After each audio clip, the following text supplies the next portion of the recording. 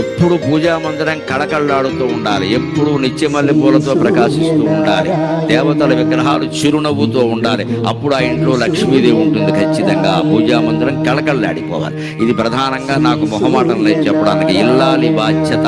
తర్వాత హరి సూర్యనారాయణ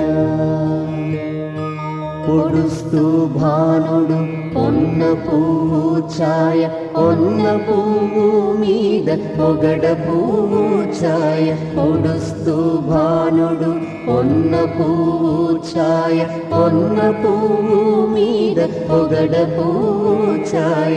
శ్రీ సూర్యనారాయణ మేలుకో హరి సూర్యనారాయణ.